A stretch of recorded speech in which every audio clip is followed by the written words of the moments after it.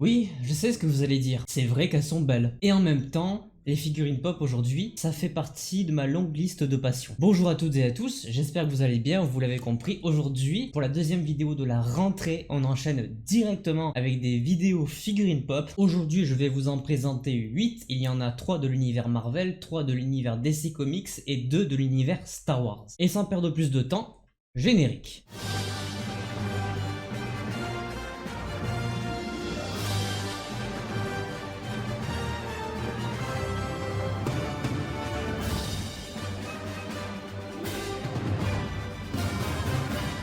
On va commencer par du classique, par du Avengers Endgame. Je commence peu à peu à me rapprocher de les avoir toutes de ce film-là. Il en reste quand même encore pas mal, mais bon, je m'en rapproche. Première figurine pop et deuxième de ce personnage, la figurine pop de Captain Marvel. Au début du film Avengers Endgame, celle-ci a été annoncée comme étant non contractuelle, c'est-à-dire que c'est un événement du film qui potentiellement n'est pas arrivé. En l'occurrence ici c'est quand même quelque chose qui est plus ou moins arrivé, c'est le moment où elle sauve Tony Stark dans l'espace. C'est la deuxième que j'ai de ce personnage sur le film, l'autre c'est celle qui est juste ici comme vous pouvez le voir avec les cheveux courts quand elle apparaît à la fin du film après avoir pété le vaisseau de Thanos. Ici c'est un Captain Marvel un petit peu plus classique qu'on avait déjà découvert dans son propre film solo. Une petite figurine pop classique mais qui pour moi fait le taf. On reviendra du côté de Marvel à la fin de la vidéo, là on va s'occuper de toutes les figurines DC Comics. À commencer par la première qui est la figurine pop Holidays DC Super Heroes de Wonder Woman. Officiellement aussi la première figurine pop de ce personnage que j'ai. Figurine pop que je trouve plutôt stylée, c'est surtout le lasso évidemment qui aura fait que j'ai craqué et que je l'ai acheté. A noter quand même que Wonder Woman fait partie des rares super héros que j'apprécie dans l'écurie DC Comics. C'est la toute première que j'ai de ce personnage. Malheureusement je pense pas que j'en aurai d'autres parce que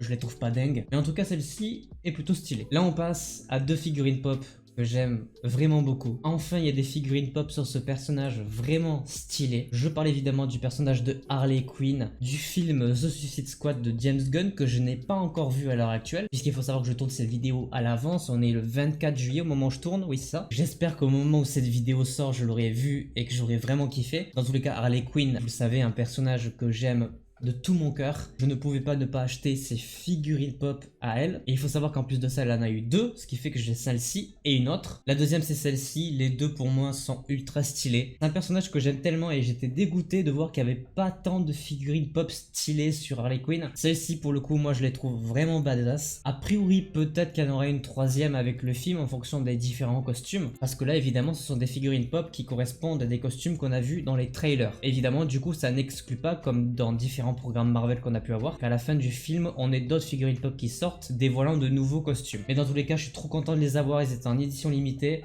Un bijou. Bon, maintenant, on passe du côté Star Wars. À savoir que sur cette licence, si je dois prendre des figurines pop, ça sera que sur un seul personnage. Je suis pas le plus grand fan de la licence Star Wars. Même si j'aime beaucoup le personnage d'Anakin, vraiment mon personnage préféré de toute la licence, ça reste Rey. Et je vais commencer à vous montrer une figurine pop qui, j'avoue, si on avait eu ça dans le film, ça aurait été très stylé. La figurine pop de Rey en mode côté obscur de la Force. Quand on connaît l'arbre généalogique du personnage, on ne peut pas ne pas imaginer qu'à un moment donné, elle puisse passer du côté obscur. Et j'avoue que j'aurais aimé avoir eu quelques scènes, même si les films étaient moyens, d'avoir quelques scènes en Rey du côté obscur, puisque de façon générale dans la licence Star Wars j'ai toujours été beaucoup plus attaché aux personnages du côté obscur, parce que je trouve que ce sont des personnages qui ont été beaucoup plus travaillés. Il y a un vrai background derrière chaque perso. On n'a pas eu ça dans le film, mais au moins petite figurine pop de ce à quoi ça aurait pu ressembler, et pour le coup je la trouve extrêmement stylée. Pour en finir avec le côté Star Wars et le personnage de Rey, deuxième figurine pop de Rey, et alors celle-là elle est vraiment bluffante en fait. Vous allez pas pouvoir vous en rendre compte, mais déjà le packaging n'est pas commun, c'est pas la même texture, c'est pas le même matériau que les boîtes de figurines pop classiques. C'est beaucoup plus mat, il y a beaucoup plus de détails, beaucoup plus de relief. Un gros détail que vous pouvez le voir, c'est le côté or et noir qui ressort, mais vraiment à toucher c'est un carton beaucoup plus épais que celui de base. C'est une figurine pop chromée, mais c'est pas exactement comme celle de Marvel Studios, là les dorés que j'ai dans le décor. C'est pas exactement la même texture, le même doré. Évidemment c'est une spéciale édition, donc celle-ci hors de question édition, je ne la sortirai jamais de sa boîte. Elle est vraiment très bluffante, très stylée, magnifique. En plus de ça, elle est assez pesante. Je vous la conseille fortement juste pour la qualité du carton qui est dans le packaging. Mais évidemment, on finit cette vidéo avec les pépites, les 2 dernières figurines pop de Marvel. C'est le même personnage mais 2 figurines pop différentes. Le personnage d'Ironheart, le personnage qui succède à Tony Stark, à Iron Man, dans les comics et aussi dans les films qu'on devrait voir apparaître d'ici 2 ans. Ici, j'ai une figurine pop spéciale édition de chez Pop in a Box. Alors de quel comics exactement, je ne saurais vous dire puisque même sur la boîte, c'est pas indiqué. Mais dans tous les cas, c'est un design à peu près commun. Forcément, je la trouve tellement stylée, c'est l'équivalent d'un Iron Man mais du coup côté succession. Celle-ci n'est pas en glow in the dark parce qu'il faut savoir quand même que j'ai eu une chance sur 6 de l'avoir. On appelle ça des figurines pop chase et il y a certaines figurines qui ont cette catégorie là. Si vous commandez cette figurine pop ici, vous aurez une chance sur 6 de recevoir celle en glow in the dark qui est la version chase et forcément un peu plus rare.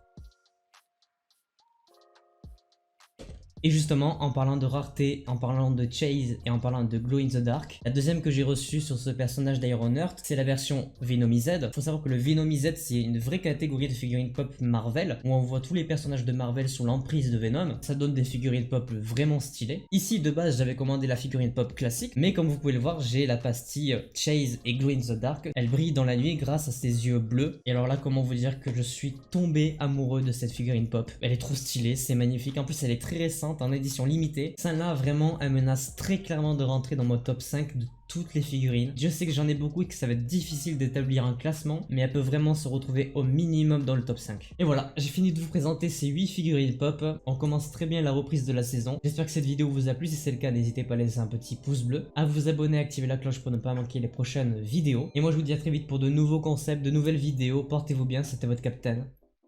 Ciao.